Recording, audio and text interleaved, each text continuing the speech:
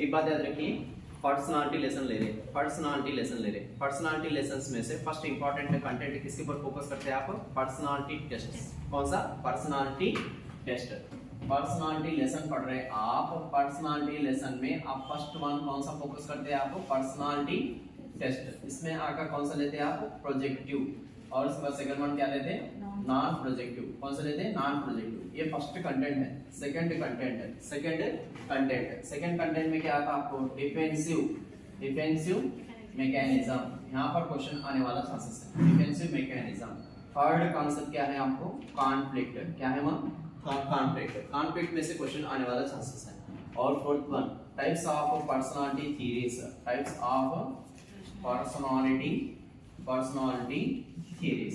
Types of personality theories. मैं अभी बोला ना मैं आपको, types of personality theories 3 types के रहते हैं। एक अगर टाइप थ्योरी में कितने आते हैं? 5 मेंबर्स आते हैं। कितने आते हैं? 5 मेंबर्स। ट्राइड थ्योरी में कितने आते हैं? 2 मेंबर्स आते हैं। और उसके बाद स्ट्रक्चरल थ्योरी, इसमें भी कितने आते हैं? 2 मेंबर्स आते हैं। ओके मैम, ये इंपॉर्टेंट एरियाज है पर्सनालिटी लेसन में इंपॉर्टेंट है। अगर आपको यहाँ पर क्वेश्चन नहीं पूछा, यहाँ से मिस हुआ, तो कौन सा टॉपिक में पूछने के चांसेस है आपको? ग्लैंड्स के टॉपिक में आने के चांसेस है। ग्लैंड्स के आने के टॉपिक में से चांसेस है। अभी आपको इसमें पेंडिंग रहता, आपको एडजस्टमेंट बोल के आता, वहां एडजस्टमेंट बोल के रहता, वो मिसलिनियस। देखिए यहाँ पर आपके examination point of view TET के हद तक तो यही इंपॉर्टेंट है। टेट के हद तक तो यही है। अगर डीआरटी रहता था तो हमारे को साइकोलॉजी वहां पर भी इंक्लूड होता था, लेकिन हमारे को क्या है? DSC exam. अब साइकोलॉजी फिर दोबारा रिपीट नहीं होता, टेट के एग्जाम ही आपको स्टॉप हो जाता है। यहाँ तक ही पूछता हूँ, समझा? साइकोलॉजी ओनली टेट के एग्जाम तक ही चलता, डीएससी में साइकोलॉजी नहीं रहता। टीआरटी टेट कम टीआरटी रहता था, वहां पर साइकोलॉजी के क्वेश्चंस रहते थे, वहां पर साइकोलॉजी और भी डीप से पढ़ने की जरूरत रहती थी। हम हमारे क्या है, आपको टेट के एग्जाम के लिहाज से ये पर्सनालिटी के लेसन्स पढ़ना चाह रहे आप, शॉर्ट टाइम में पढ़ना चाह रहे, तो यही आपको बेस्ट सॉल्यूशन है। फर्स्ट टॉपिक क्या ले आओ? टेस्ट। प्रोजेक्टिव में कितने आ रहे? टेस्ट 8 आ रहे। नॉन प्रोजेक्टिव में कितने आ रहे? 4 आ रहे। टोटल कितने रहते हैं? 12। डिफेंसिव मैकेनिज्म में कितने आ रहे? 11 आ रहे। कितने आ रहे? 11। यहाँ पर देखो टेस्ट्स में आकर प्रोजेक्टिव क्या बोला मैं? रोशाक इंक्यूबेटर टेस्ट बोला। सेकंड वन क्या बोला? कैट थीमेटिक परसेप्शन टेस्ट बोला। थर्ड वन क्या बोला? चिल्ड्रन परसेप्शन टेस्ट बोला। फोर्थ वन क्या बोला? वर्ड एसोसिएशन टेस्ट बोला। फिफ्थ वन क्या बोला? सिचुएशनल टेस्ट बोला। सिक्स्थ वन क्या बोला? और साइको ड्रामेटिकल टेस्ट बोला। और seventh one sentence completion test बोला। Eighth one play way method बोला। और नॉन प्रोजेक्टिव में क्या बोला? 4 बोला। इन्वेंटरी से 1 बोला, और उसके बाद इन्वेंटरीज के बाद रेटिंग स्केल बोला, और उसके बाद क्वेश्चनर्स बोला, और उसके बाद fourth one checklist.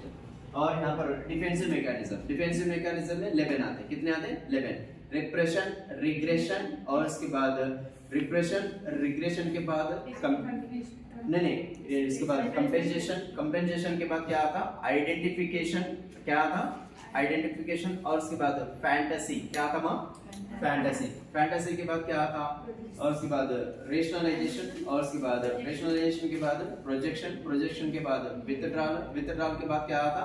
Daniel of reality एक आती, और उसके बाद क्या है? Reaction formation. ये पूरे किसमें आते हैं आपको? Defensive mechanism. कॉन्फ्लिक्ट कितने टाइप्स के रहते हैं? 4 types. Approach, avoidance, double approach, double avoidance. Types of theories. Type theory में कितने आते हैं? 5 मेंबर्स आते हैं। एक अगर हिप्पोक्रेट्स का एक आता, हिप्पोक्रेट्स। सेकंड वन आकर क्या आता आपको? अर्नेस्ट क्रेशमर का एक आता। थर्ड वन आकर क्या आता? शेल्डन का एक आता। फोर्थ वन क्या आता? जूंग का आता। फिफ्थ वन क्या आता? फिफ्थ वन आकर क्या आता? स्पेंजर्स। यहाँ पर दोनों आते, ट्रेड थ्योरी में दोनों आते। एक अगर आल्पोर्ट आता, सेकंड वन आकर क्या आता?